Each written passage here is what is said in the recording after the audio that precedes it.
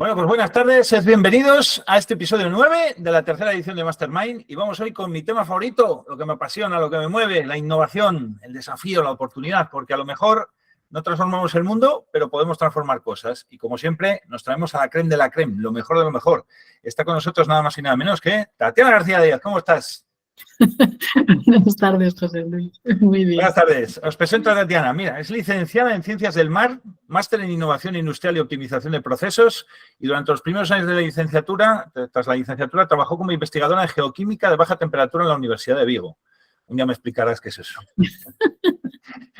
Luego ha tenido más de 10 años de experiencia en gestión de I+D+I en el sector público y en la empresa privada. Entre otros puestos, ha sido coordinadora de la Unidad de Apoyo a la Innovación del Hospital Gregorio Marañón. Una fantástica unidad de apoyo a la innovación, que es referencia en toda España. Ha trabajado también como responsable de la Unidad de Apoyo a la Innovación de la Consejería de Sanidad de la Junta de Castilla y León, SACID Innova. También ha trabajado en la gestión y desarrollo de proyectos de innovación abierta en otros sectores, como el sector de las TIC o la administración pública, y en implantación y mantenimiento del sistema de gestión de innovación conforme a la norma UNE, así como la definición y diseño de sistemas de vigilancia tecnológica e inteligencia competitiva, me parece que es, ¿no? Sí. VTIC, sí. Recientemente se ha incorporado a la Fundación Instituto Internacional de Investigación e Inteligencia Artificial y Ciencias de la Computación como gestora de innovación y de proyectos en el ámbito sanitario, compaginándolo con la coordinación del European Digital Innovation Hub de Castilla y León, o DIGIS3. ¿De qué nos va a hablar? Pues innovación, última llamada. Uy, da un poco de miedo este título. Pues nada, así que todo tuyo, Tatiana. Vale, pues muchísimas gracias, José Luis. Bueno, estoy encantada de estar aquí, en este espacio de debate y de intercambio, entiendo, de conocimiento y de experiencias. Y bueno, espero que os resulte interesante, aunque algunas de las cuestiones que voy a comentar probablemente son conocidas para la mayoría de vosotros e incluso, bueno, para todos, pero igualmente, pues bueno, espero que os resulte interesante, ¿no? Entonces, bueno, lo que sí quiero es agradeceros tanto a José Luis como al Colegio de Fisioterapeutas de Castilla y León por permitirme participar. Voy a compartir mi pantalla, a ver si lo veis todos para comenzar con la presentación. A ver, yo creo que modo pantalla completa. Se ve perfectamente. ¿Se ve bien? Perfecto. Pues entonces yo creo que voy a comenzar. Si, vamos, lo tengo más o menos calculado para que en una media horita esté, o sea, en una media hora, no, en media hora, esté listo, pero si me extiendo un poco, que a veces me pasa, pues me llamas la atención, ¿vale? Entonces, bueno, lo primero de todo es que, a ver, a ver. Pues disculpadme, que he empezado por el final. Muy bien. Lo que quería era hacer simplemente una primera visualización de qué es lo que quiero comentar durante estos 30 minutos. En primer lugar, conocer o dar unas pinceladas sobre la situación de España en el entorno de la I+D+I, esos rankings internacionales donde muchas veces nos medimos y nos miramos para saber dónde estamos, ¿no?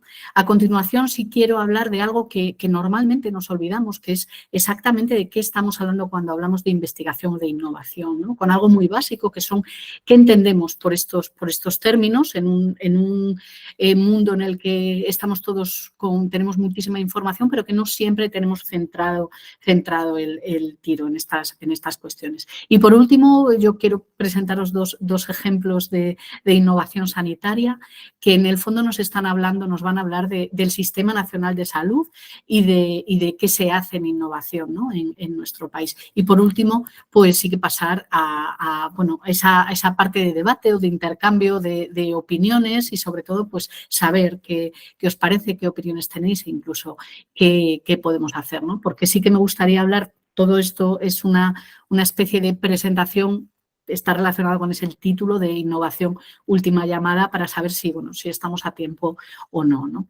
Y si hay si tenemos, si es posible el cambio, lo comentábamos al principio cuando estábamos esperando a comenzar. Entonces, rápidamente, os quiero dar una visión general, sobre todo con datos actuales, de qué es lo que de cuál es nuestra situación a nivel nacional, europeo y mundial en cuanto a lo que es la I+D, ¿no? tan importante que está íntimamente relacionada con la innovación. Entonces, si nos atenemos a los datos recientemente publicados, voy a utilizar 3 fuentes de información, el INE, Eurostat y la Fundación Cotec para la Innovación. Pues sí, como os digo, atendemos a esos datos desde el año 2021, resulta que, bueno, pues parece que podemos sacar pecho, ¿no? Porque resulta que tenemos una tasa de variación interanual de la inversión en I+D del más 9,4%. Eso, decirlo en España, es decir, bueno, se ha obrado el milagro, ¿no? Cuando además lo comparamos con la media europea, que es de más un 5,9%. Así que, bueno, a priori dices, bueno, los datos del 2021 parece que son prometedores, ¿no? Además, ¿qué ocurre? Que es que hemos invertido, las cifras son aproximadamente unos 17.250 millones de euros en el año 2021, lo cual es una cifra histórica. Ya no solo es una cifra mayor que las que había, es decir, recuperando las cifras prepandemia, sino que el máximo histórico, que se remonta a los años antes de la crisis financiera, pues también hemos superado esa cantidad, ¿no? Pero además, también parece que hay un incremento de la inversión en I+D por parte del ámbito privado, ¿no? Que es uno de los grandes problemas que hay en España. Hay una inversión pública bastante relevante. De hecho, estamos al revés que en el resto de Europa. En Europa invierte más la parte privada que la parte pública y en España es al revés. Entonces, bueno, pues es una buena noticia ver que resulta que hay un incremento en la inversión en I+D por parte de la parte privada.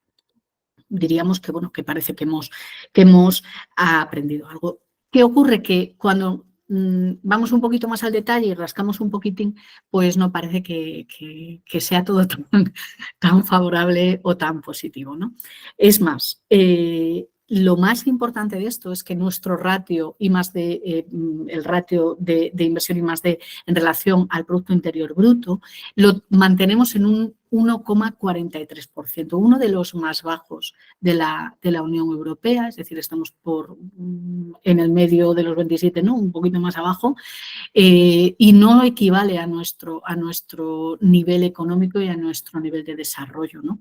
Entonces, ¿qué ocurre? Que es que realmente en España la inversión en I+D no tiene un peso más que en la productividad, en el sistema productivo español. Y es ahí donde está el gran problema. No solo eso, si atendemos a la gráfica que tenemos aquí, que nos habla de cuál era el objetivo de la estrategia española de ciencia, tecnología e innovación, que es alcanzar un 2,12% para el año 2027, pues resulta que si estamos en un 1,43, pues estamos hablando de que prácticamente habría que duplicar la inversión que se ha hecho en el 2021. Esta estrategia está pensada al 2027. En el 2021 hablamos de una inversión de 17.250 euros, o sea que en 2027 tendríamos que estar hablando de unos 35.000 millones de euros. Y esto en España no es que parezca improbable, sino que, bueno, estamos hablando de una quimera, ¿vale? Ojalá me equivocara, pero no parece que vaya a ser de otra manera, ¿no? Atendiendo a lo que comentaba de las empresas, pues resulta que, bueno, parece un dato positivo, es decir, hay más inversión privada, pero ¿qué ocurre? De nuevo volvemos a ser muy diferentes al resto de Europa.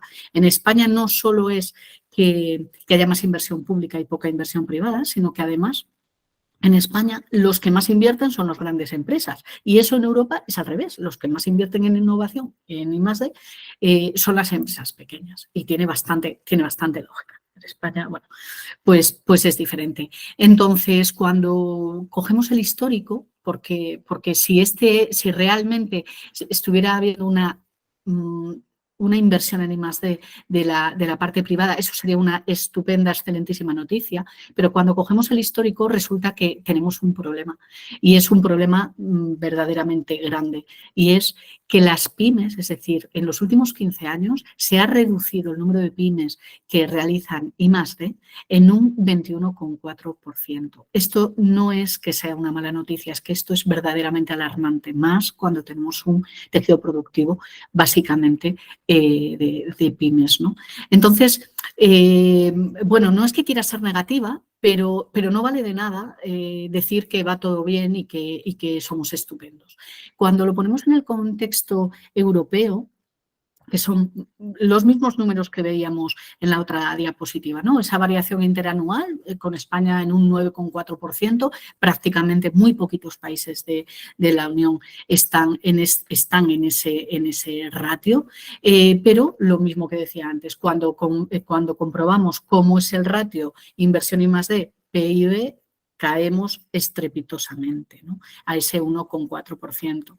Entonces, ¿qué es lo que nos pasa? Lo que nos pasa es que salimos muy bien en esta foto del 2021. Por un lado, no nos olvidemos que salimos bien también porque tenemos durante el año 2021 esa inversión está estrechamente vinculada a los fondos Next Generation. No es que en otros países no los haya habido, es que nosotros hemos tenido una buena captación de fondos y los hemos invertido en I+D, pero que en el fondo estamos hablando de que no es real ese 9,4%. Pero además, cuando nos fijamos, por ejemplo, pues en Alemania o en Francia, que no han incrementado tanto esa variación interanual, también tiene que ver con que ellos parten de unas cifras de inversión, vamos, muchísimo más altas que la nuestra. Es decir, nosotros estamos invirtiendo 1, Francia está invirtiendo 10, con lo cual un 9% para ellos es mucho más que un 9% para nosotros. Así que, bueno,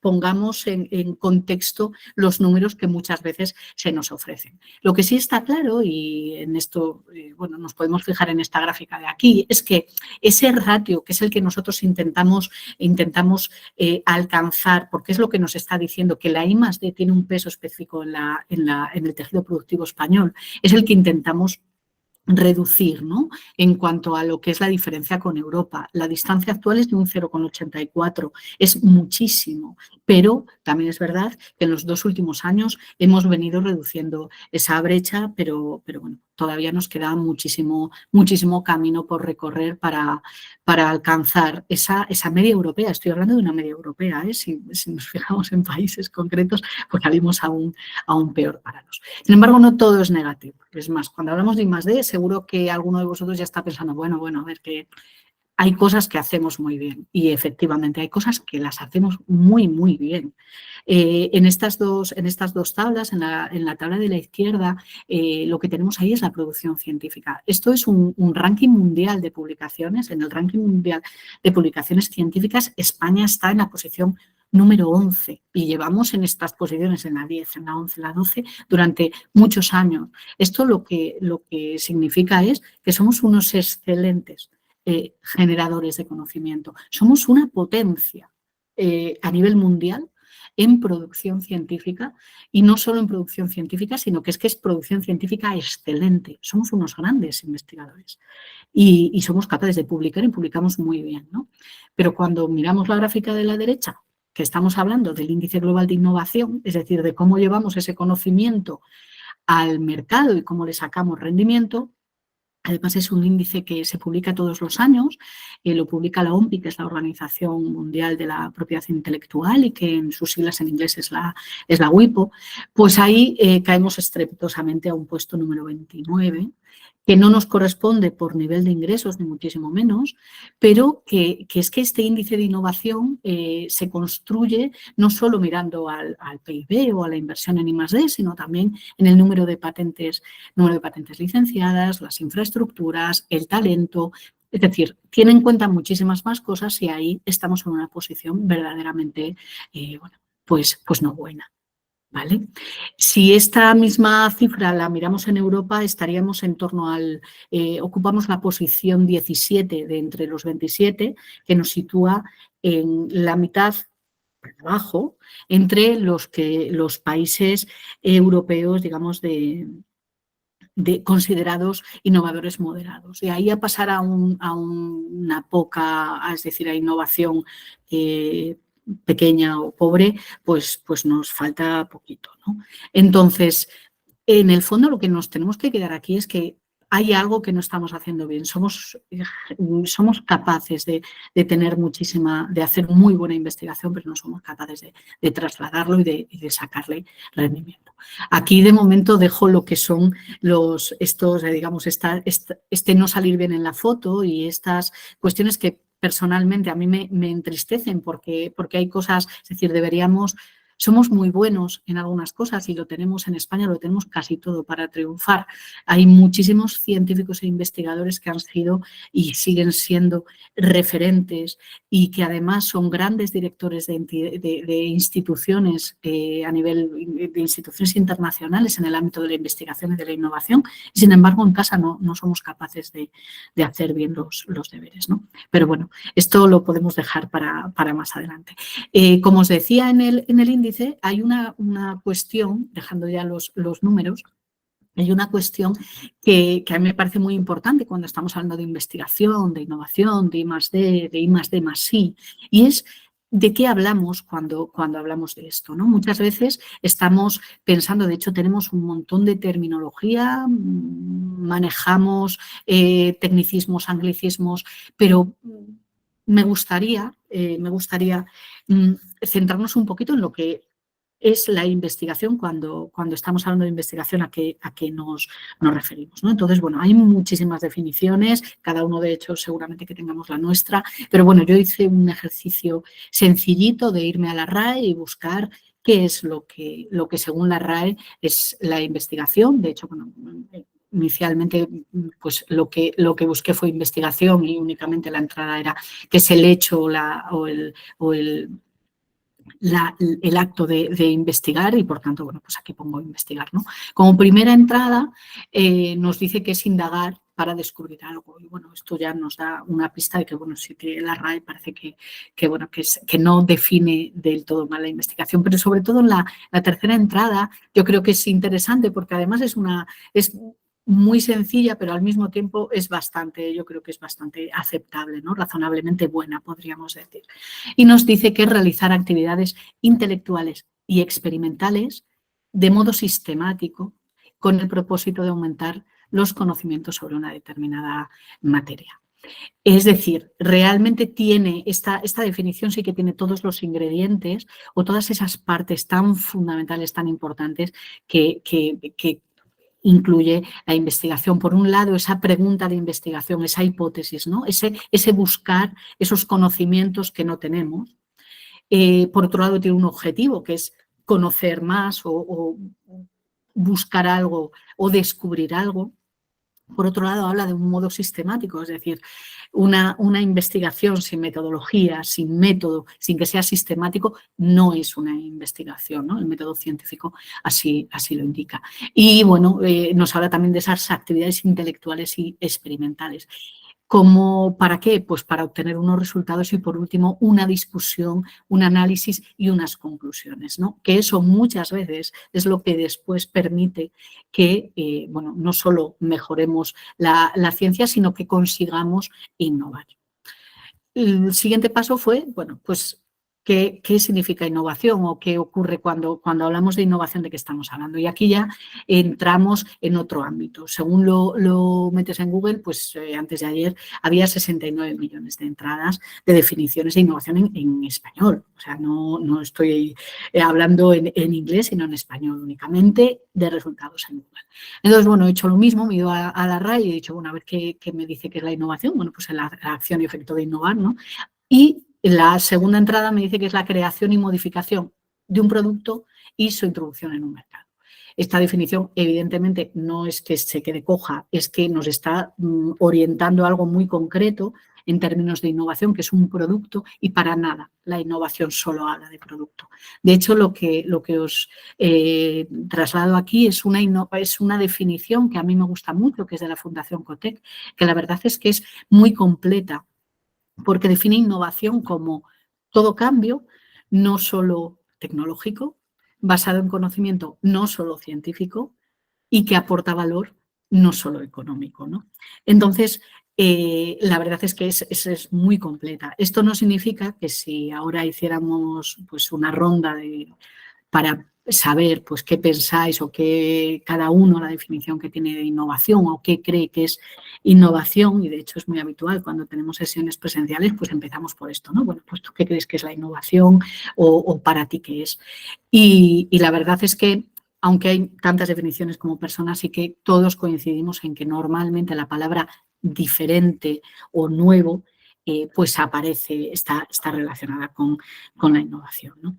Entonces, siguiendo un poquitín esta definición de Cotec, que me parece súper acertada y muy ajustada dentro de lo difícil que pueda ser definirlo, pues digamos que ahí Cotec no nos está limitando a un producto, ¿no? Porque habla de todo cambio, ya sea de producto, de proceso, de sistema, de gestión, es decir, todo cambio y no solo tecnológico, porque muchas veces es verdad que la innovación la asociamos a la tecnología y eso no es así.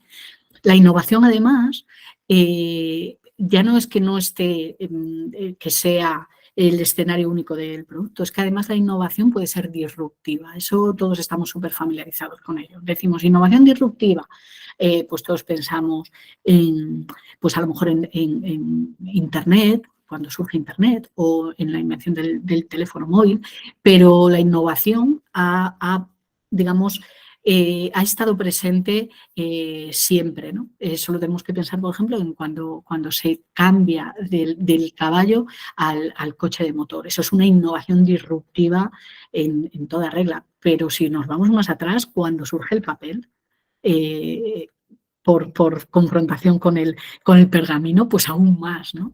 Entonces, bueno, la innovación es algo que ha existido siempre y que gracias a ella hemos sido capaces de evolucionar y de mejorar, ¿no? Entonces, esa innovación disruptiva parece que nos resulta muy familiar a todos, pero también hay una innovación incremental, que son esos pequeños cambios que hacen digamos, que nos damos menos cuenta, pero que permiten también que cambiemos y que mejoremos. En el caso del coche, pues podría ser pues, incluir el airbag o los ordenadores de a bordo, ¿no? Y lo importante para mí cuando hablamos de innovación es que no nos quedemos en el concepto o en ese innovar. Bueno, es que innovar, fíjate qué bien, está muy bien innovar porque vamos a cambiar, porque vamos a mejorar. Pues la innovación en sí misma no sirve de nada.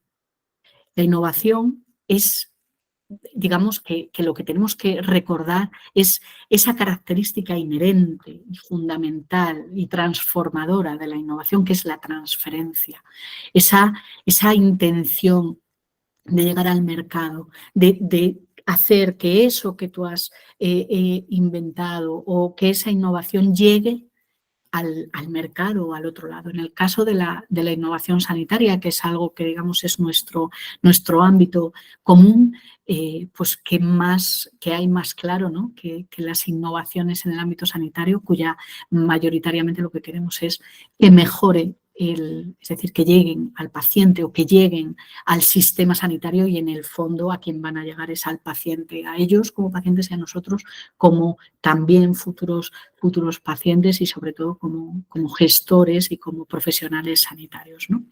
Entonces, dicho esto, yo creo que lo mejor es poner dos ejemplos de innovación que además he buscado ejemplos que no tengan nada que ver con tecnología y bueno, la verdad es que el primero de ellos es un ejemplo de innovación que es muy bonito, a lo mejor lo conocéis, no lo sé. Es la primera, la verdad es que es curioso porque es la primera innovación interna que gestionaron en el Sant Joan de Déu de Barcelona, ¿no? Y fue una idea de un enfermero. Resulta que este enfermero pues veía bueno, los palos de gotero que vemos todos en los hospitales, que es algo como muy habitual, ¿no? Y él veía que los niños hospitalizados, pues que hacían de todo con el palo, jugaban, se subían, se empujaban con los palos, corrían encima de los palos. Y la verdad es que este enfermero con una observación tan sencilla y algo que a priori parece tan poco innovador, pues ideó un palo de gotero un juguete para los niños, ¿no? Que les permitiera, pues oye, en esas estancias cuando estaban en el hospital, pues que de paso que jugasen, como ya lo hacían, pero que lo hiciesen de una forma segura, ¿no? Y creó este palo de juego, el Payok, para ellos. Esto que parece, pues dices, bueno, ¿esto es una innovación? Pues sí, es que las innovaciones no solo son software o aplicaciones, una tecnología novedosísima que te detecta las arritmias, es que esto también es innovación. Y esto es lo que tenemos muchas veces en nuestros centros, ¿no? Es más, el estado actual de esta innovación es que está comercializado desde el año 2012, o sea, casi nada. Y bueno, además también está expuesto en el Museo del Diseño, porque lo que también es importante de esto es que para poder llegar a ese producto comercializable tuvieron que colaborar con un montón de profesionales, con una escuela de diseño, con una empresa de ingeniería y con el Instituto Tecnológico de Producto Infantil y de Ocio, ¿no? Pero sí que me apetecía trasladar esta innovación que no tiene nada que ver con la tecnología, pero que es innovación, ¿no?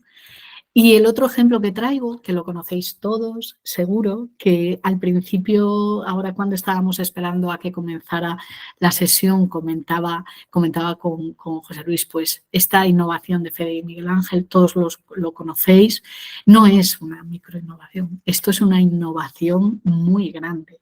De hecho, es que tenemos que estar tan orgullosos, y os lo digo de verdad desde la absoluta admiración a los fisioterapeutas, a todo lo que habéis conseguido, a Miguel Ángel y a Federico, por supuesto, pero a todos vosotros, porque en el fondo formáis parte también de esto, ¿no?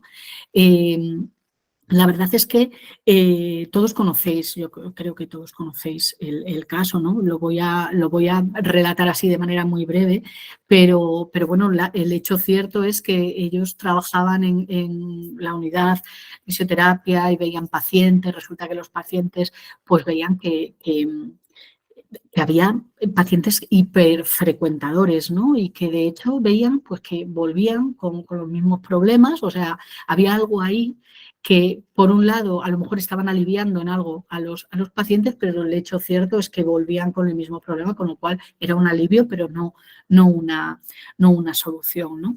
Entonces, ¿qué es lo que hacen? Empiezan a investigar y empiezan a ver qué se hace en otros sitios. Lo mismo que hizo el enfermero, es decir, tú empiezas a mirar que, bueno, pues tienes una inquietud para ver cómo puedes mejorar eso. Y en el fondo lo que están buscando es cómo mejorar la vida de esos pacientes y sobre todo el servicio que se les está dando, ¿no? Entonces, comienzan a desarrollar ese modelo de educación en dolor y de ejercicio terapéutico, pero no se quedan ahí, porque podían haberse quedado ahí, que ocurre muchas veces, ¿eh? O sea, tú incorporas a lo mejor un determinado proyecto, una innovación o una investigación novedosa y, bueno, ves que es efectivo y dices, pues qué bien, ¿no? Y ya está. Es que no se quedaron ahí, es que realmente han seguido con todo lo que son todas las características de una gran innovación, porque esto es un ejemplo de innovación en proceso de innovación asistencial. La innovación asistencial es la más difícil de llevar a la práctica, porque al final una innovación en producto, consigues una empresa, eres capaz a lo mejor de convencer y puedes comercializar, pero una innovación asistencial, una innovación de proceso en gestión es dificilísima.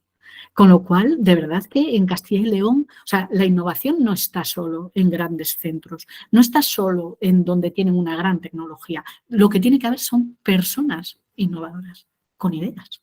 O sea, eso es el gran potencial de la innovación. Por eso la innovación la podemos hacer en cualquier parte y en cualquier sitio. Y no necesitamos, hombre, sí que necesitamos rodearnos de personas que tengan inquietud y que quieran cambiar las cosas, ¿no?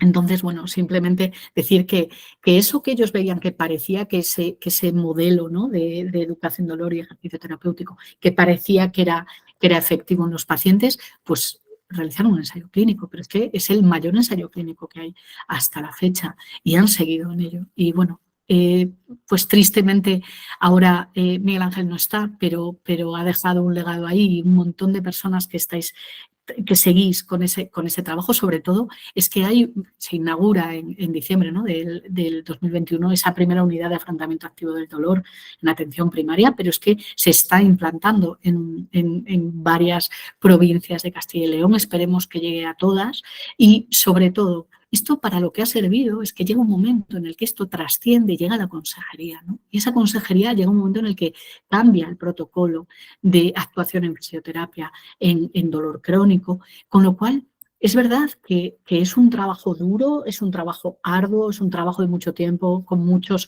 fracasos, con mucho llamar a puertas que no te abren o puertas que se te cierran, pero yo sí que igual que antes, digamos que tenía probablemente habéis notado que soy un poquito negativa con los aspectos de los números, esto para mí es esperanza, no solo es esperanza, es que es en esto en lo que tenemos que dedicar nuestros esfuerzos, ¿vale?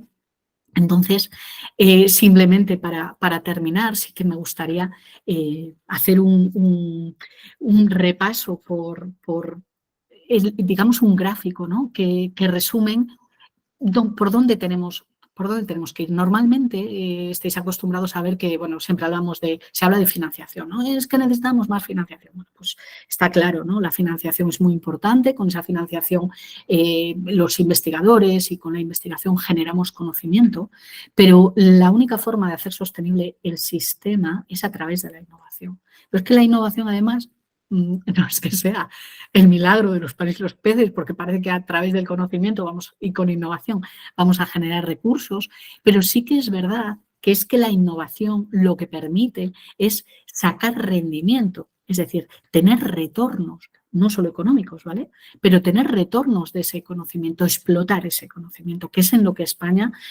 como veíamos en las primeras diapositivas, pues todavía no lo hacemos bien.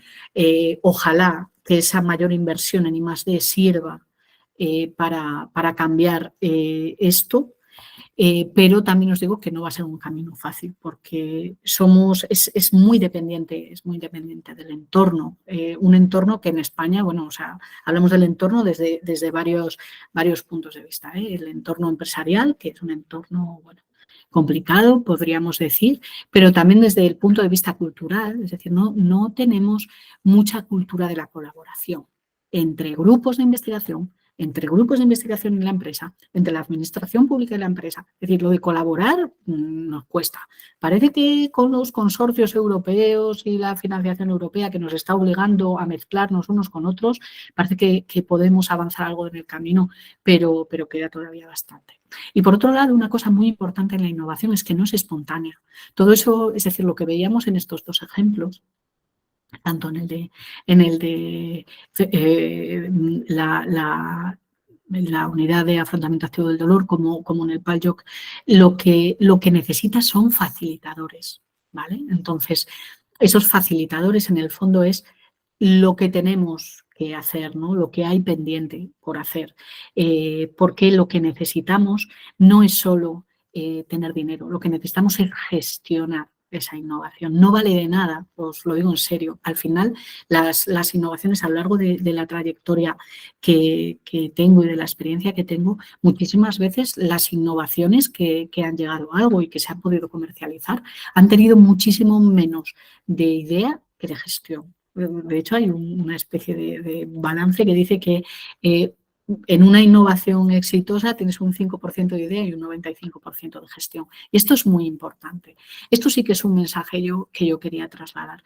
Es importante que haya investigadores, es importante que haya investigación, es importante que haya financiación, pero es importante que haya gestores. Es decir, el investigador es bueno investigando. El investigador asistencial va a ser un excelente, es decir, qué maravilla, ¿no?, que pudiéramos conseguir ese perfil y tenerlos además bien pagados para que puedan no solo realizar asistencia, sino también investigar, porque además los resultados que obtengan van a repercutir en esa asistencia e incluso en la docencia, ¿no?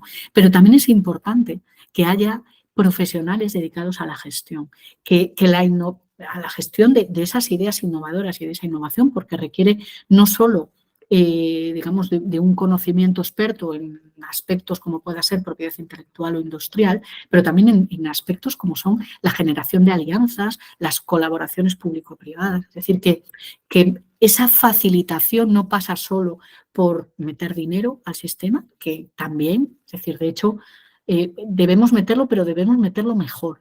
No se trata de crear chiringuitos, lo que se trata es de crear estructuras, entendiendo por estructura que haya profesionales, no un sitio muy grande, sino profesionales dedicados a la gestión de la innovación y a la gestión del conocimiento, ¿no?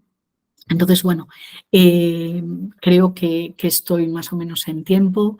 Para terminar, simplemente resumir en esta diapositiva lo que os digo, que las investigaciones, las invenciones no van a llegar por sí solas al mercado, es muy difícil, es decir, alguna puede llegar evidentemente, pero es un camino complicado y lo que necesitamos es que haya profesionales que se dediquen a ese apoyo y a ese soporte técnico. Esto es lo que ocurre en otros países, los que tienen éxito, los que son capaces de transformar el conocimiento a través de la innovación en recursos.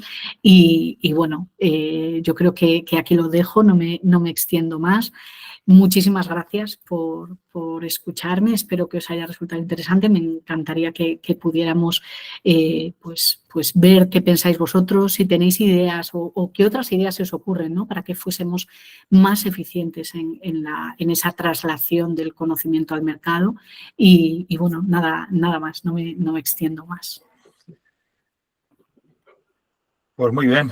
Pues no sé si alguien quiere aportar algo ahí en el chat o incluso intervenir. Sí, lo que comentabas antes era el chascarrillo este famoso de la innovación es 1% inspiración y un 99% transpiración, ¿no? La famosa frase de Thomas Edison. Bueno, yo creo que lo hizo en referencia un poco a la importancia de trabajar duro para convertir una idea en un producto exitoso. Yo creo que Edison creía que tener una idea innovadora era una pequeña parte del proceso y que, en cierto modo, el éxito real depende en gran medida de la capacidad de gestionar y ejecutar de esa manera efectiva. Aunque la frase es un chiste, sí es que es cierto que hay algo de verdad en ella, porque la innovación requiere tanto ideas como una gestión efectiva para llevar esas ideas al mercado. Sin embargo, es importante recordar que la proporción exacta de inspiración y transpiración puede variar también dependiendo de la situación. Lo que sí que yo, por lo menos últimamente, que me ha dado por meterme en algunos foros y en algunas webinars que ha habido sobre el tema de gestión de fondos europeos, te das cuenta que, bueno, realmente queda algo cuando tienes un gestor, te queda algo de dinero para hacer historias de estas cuando ya tienes que, ya te abocas a decir esto es imposible, tengo que contratar a un gestor y luego ves que un gestor de este tipo tiene que cobrar un pastizal y luego piensas, coño, del montante de esa subvención realmente luego queda algo para investigar. A ver, hay dos cosas importantes y es, por un lado, están los gestores de financiación, es decir, de convocatorias europeas y lo que es la gestión en sí misma de la innovación. Es decir, ese gestor de convocatorias lo que está gestionando son fondos para poder investigar y para poder innovar. El gestor de innovación eso es un perfil diferente, que también debería estar incluido en esos proyectos y, evidentemente, hay tantísimo dinero en Europa, o sea, que hay tanto dinero que claro que queda. No te creas que tienen unos sueldos tan altos los gestores, al contrario, tienen unos sueldos bastante bajitos, os sorprendería saber los sueldos que manejan los gestores, pero claro que queda. El problema está... Y para mí hablo de problema porque, a ver, tenemos mucho dinero y después para ejecutarlo, es decir, perdemos mucho tiempo en ver cómo lo justificamos, en ver cómo resulta a quién contratamos, en cuál es el proyecto. Y cuando nos tenemos que poner a sacar los resultados, resulta que han pasado 2 años de los 3 años y vamos deprisa y corriendo, sacamos unas conclusiones, etcétera, cuando debería ser al revés. Es cierto, es decir, lo que debería ser importante es el proyecto y después todo lo demás no ser tan relevante. Ahí sí que he de decir y parto una lanza a favor de Europa y es que Europa en ese sentido es infinitamente más lógico y más amigable que cualquier convocatoria nacional. Esto os parecerá extraño, pero es verdad que es así. Es decir, Europa al final no te pone tanto problema en la justificación, que lleva muchísimo tiempo, ni te pone tanto problema en hazme un entregable que... No. Europa lo que dice es, si tú me has dicho que vas a obtener estos resultados, enséñame los resultados. Con lo cual te puedes centrar en lo verdaderamente importante, en los resultados. ¿Qué ocurre? Que esos resultados, digamos que esto es un poquito la perversión del sistema. Es tan difícil llegar a esos fondos que hay verdaderos expertos en hacer la triquiñuela para obtener esos fondos. Esos expertos no son expertos que tienen un gran proyecto, son expertos en conseguir financiación. ¿Vale? Y ahí es donde debería, España lo está haciendo mal. Es decir, España es uno de los países que menos ejecuta, que menos fondos ejecuta. Es decir, somos excelentes captando financiación y luego somos pésimos a la hora de ejecutar. ¿Y eso por qué es? Porque es que detrás no hay nada. Es que somos muy buenos diciendo es que voy a hacer el oro y el moro y cuando resulta que llega el momento del oro y del moro, pues ni oro ni moro. Tenemos ahí a uno que ha conseguido el fondo y que después no es capaz de hacer el proyecto. Pero hay esperanza, ¿eh? Hay esperanza. Hay dinero en Europa para hacer cosas y lo único es que yo creo que hay que buscar las personas adecuadas que sean capaces de, los consorcios adecuados, no podemos ir solos, es otro de los grandes, de lo más importante de esto es no podemos ir solos, tenemos que ir en colaboración con otros expertos que nos complementen, con otros países y buscar juntos soluciones. ¿Vale? Entonces, bueno, queda dinero, respondiendo a tu pregunta. Claro que queda dinero, hay mucho dinero en Europa, pero bueno, es difícil llegar a ello.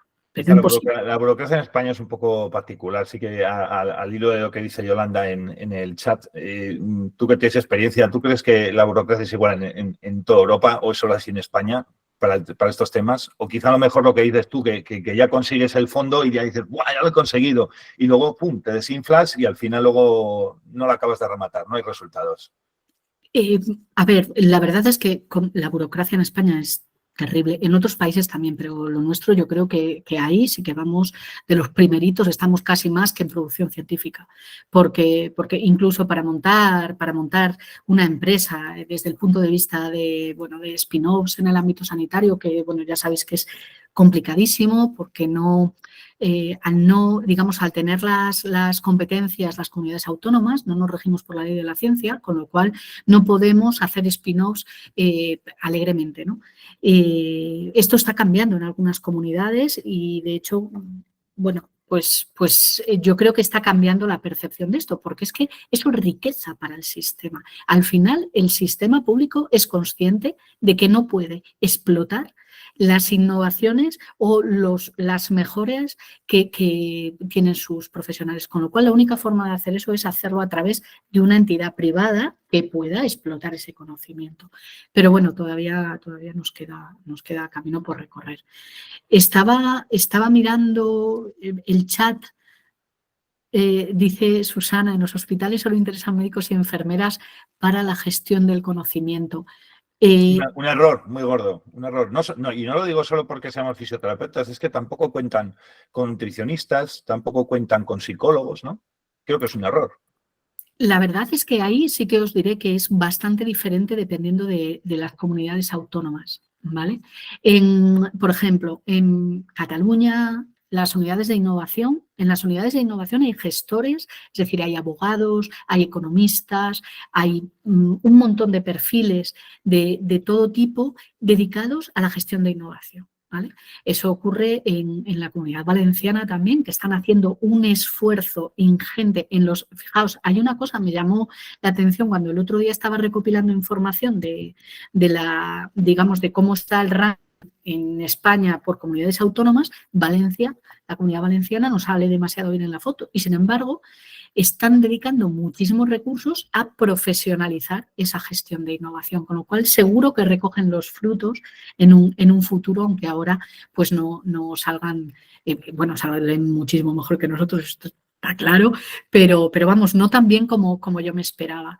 Y es verdad que cambia, dependiendo de las comunidades, pues en Cataluña las unidades de innovación es algo muy habitual, en Madrid en los hospitales también, y eso que ha habido en los últimos años una tendencia a hacer desaparecer esas unidades porque consideran que no está dentro del hospital, unas cuestiones bastante, es decir, algo que ya estaba solventado, pero cambian políticamente. El problema también del sistema es que hay cambios políticos que impiden que cosas que llevan una trayectoria a lo mejor de 8 años, de pronto hay un cambio político y hace que eso todo se desmantele, ¿no? Ha pasado un poquitín en Castilla y León, esperemos que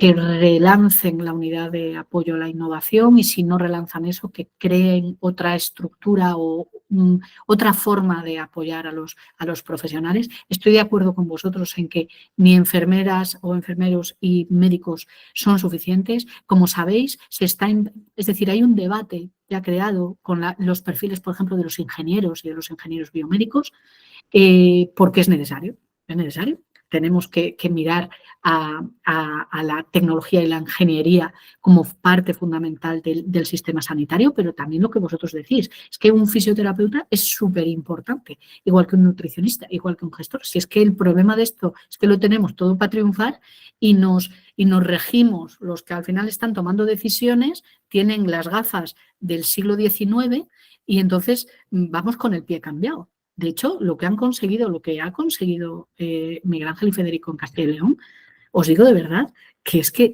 la innovación asistencial es tan complicada, no hay ejemplos de ello en la mayoría de las comunidades. Así que de verdad que es una pica en Flandes, ¿eh? Lo que pasa que es verdad que mantener eso, lo difícil ahora es mantener y que crezca eso, ¿no? Ojalá entre todos consigamos apoyarlo. No sé, encima están haciendo cosas nuevas. No se Sí, cansan, no se sí, cansan. no se Bueno, cansa. la que se cansarán serán las mujeres y los maridos, que estarán un poco ya... Mira, a colación de esto que me decías, mira, a mí me gusta mucho leer de innovación en sanidad y por desgracia no hay casi nada en español, es muy poquito y lo que hay por regla general es muy clásico, muy reiterante y tal. Pero hace tiempo tuve la oportunidad de leer un libro y bueno, la verdad es que yo leer en inglés leo bastante bien, a veces tengo que traducir las frases para ver exactamente el sentido de ello, pero topé con un libro muy curioso que es un chaval que es un profesor de innovación de una universidad, pero es muy jovencito, ¿vale? Y él hace como, igual que hace el Customer Journey, él hace el Patient Journey, ¿eh?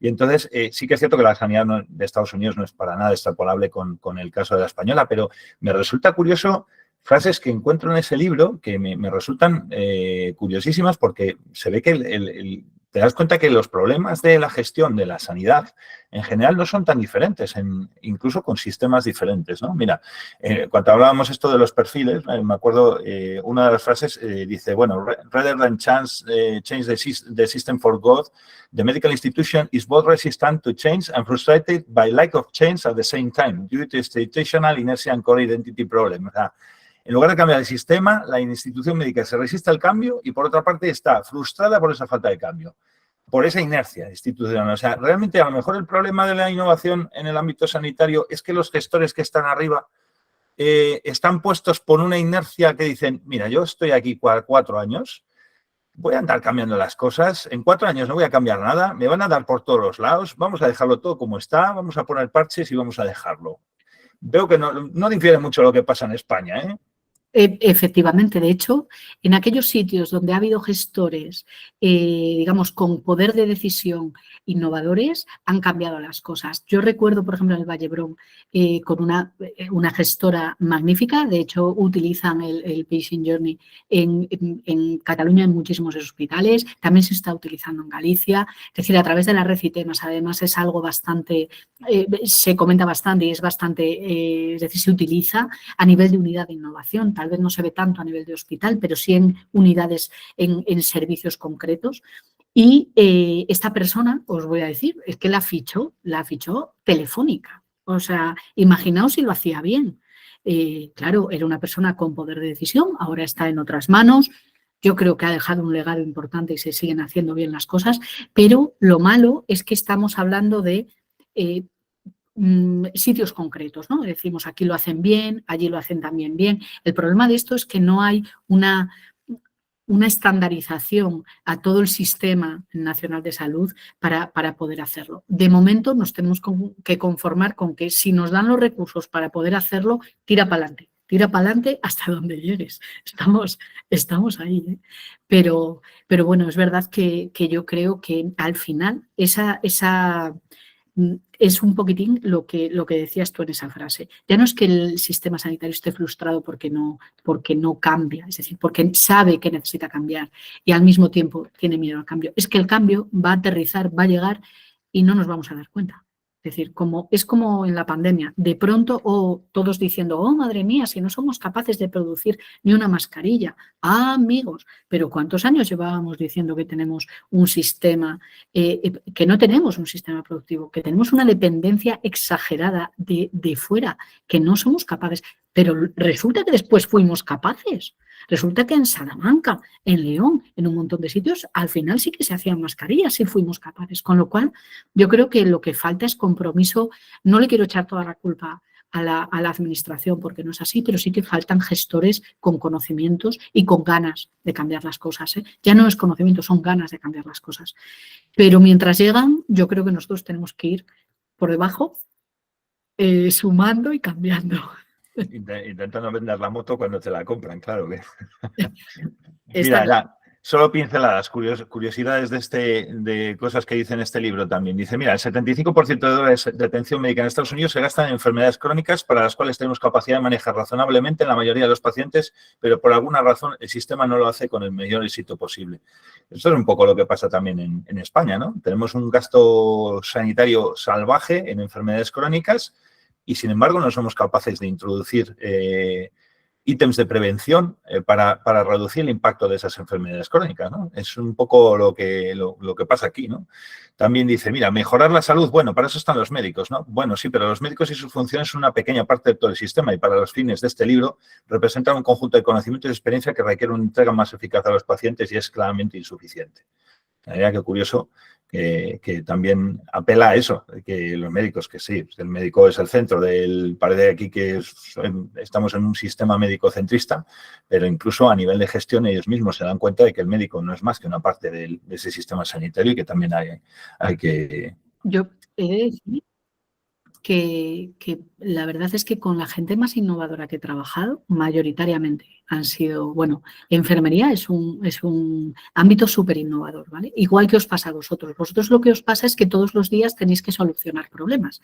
Le pasa también, o sea, es que el ámbito sanitario, esto os lo digo desde el punto de vista de gestora de innovación, un hospital es el paraíso de un gestor de innovación. O sea, es así. Yo nunca he sido más feliz que trabajando en un hospital.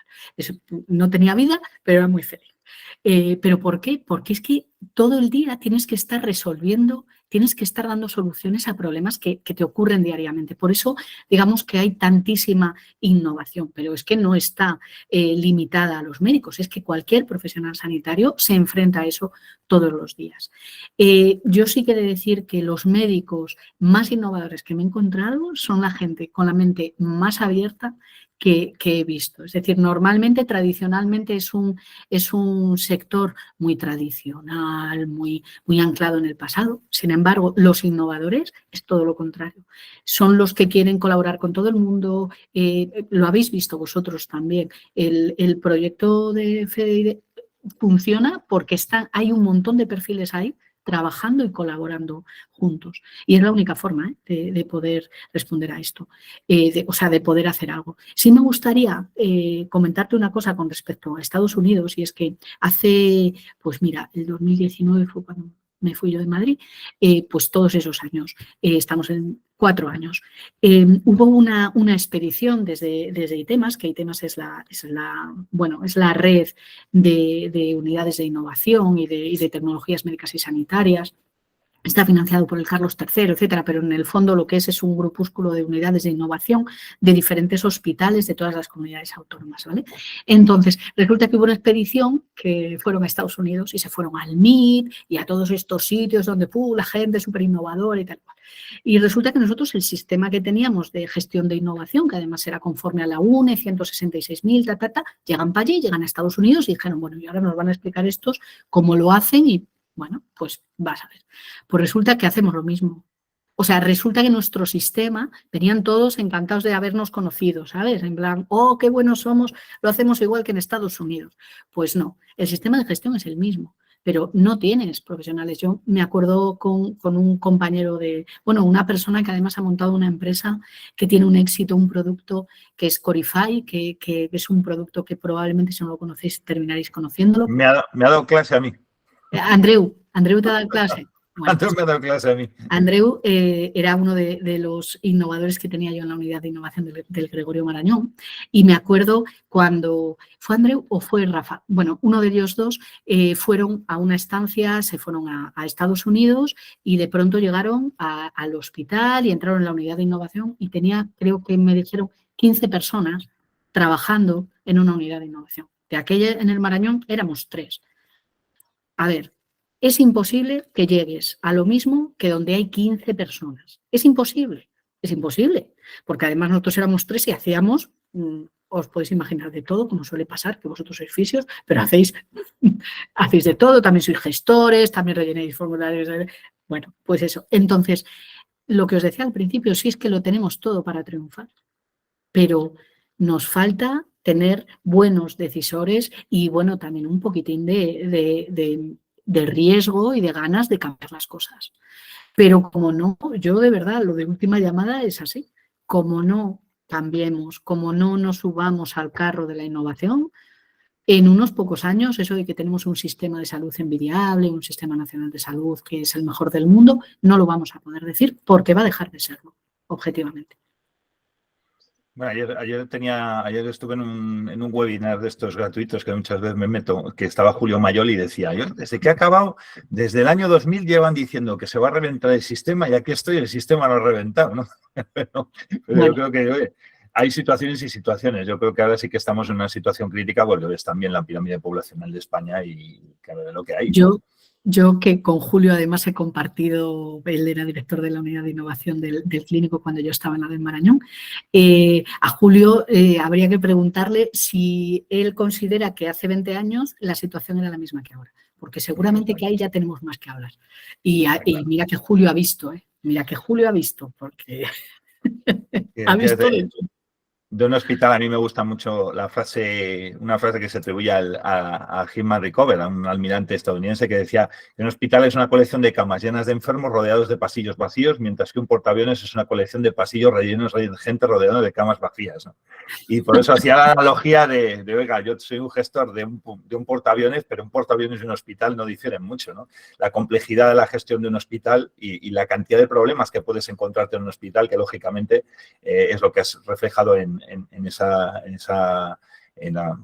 expresión que has dicho anteriormente sobre la cantidad de problemas, lo feliz que puede ser en un hospital, pero lo complicado también que es gestionarlo, ¿no? Efectivamente. Al final nos va la marcha y bueno, la verdad es que trabajar en sanidad y en el ámbito sanitario es verdaderamente, para mí es un enganche, ¿no? Porque al final si eres capaz de llevar algo al mercado, eres capaz de que algo cambie, es que tiene un efecto directo sobre los pacientes y eso es que no te lo pagan con dinero, es así. Lo que ocurre que bueno, yo entiendo que llega un momento en el que estás cansado y que también necesitas comer y tener una vida y bueno, y hasta una casa y eso, ¿no? Aquí tenemos la ventaja en España que también como el negocio sanitario no deja de ser un negocio, pero no es un negocio tan sumamente bestial como el de Estados Unidos, que parece que a mí me comenta gente americana que dicen, yo no voy al médico porque me va a sacar algo, ¿no? Me parece que hay un grupúsculo de sanitarios que están más pendientes del negocio que de la salud de la gente y por suerte aquí en España todavía pues los sanitarios, salvo rarísimas y contadas excepciones, todavía seguimos muy enfocados en la salud de la gente. Se nos van las 8, aquí nos podíamos tirar otras 7 horas. Pues sí. Pero bueno, la verdad es que es la hora de terminar. Vamos a romper una lanza a favor del colegio, porque tanto que has dicho innovación, hemos sido el primer colegio profesional, me consta, sanitario, que invierte más del 3% de su presupuesto en becas de investigación. Una de las becas de investigación generó lo que tú ya sabes, esa unidad de afrontamiento activo. Hay otras becas de investigación que están en curso con proyectos muy interesantes y yo creo que esto no es más que la punta del iceberg. Por eso entendemos, yo creo que por lo menos mientras yo esté aquí, para mí la innovación es algo esencial en fisioterapia y en el mundo sanitario. Ha sido realmente un lujo y un placer haberte tenido en esta tercera edición, Tatiana. Espero verte muy pronto y bueno, pues muchísimas gracias por estar con nosotros hoy. Bueno, yo lo único que puedo decir es que muchísimas gracias a vosotros, que además ha habido un montón de asistentes, espero que les haya resultado interesante. Me podéis contactar por LinkedIn, o sea que bueno, estoy ahí, cualquier cosa pues contactadme y bueno, que ha sido un placer y un lujo y la verdad es que me ha encantado estar con vosotros, ha sido muy interesante.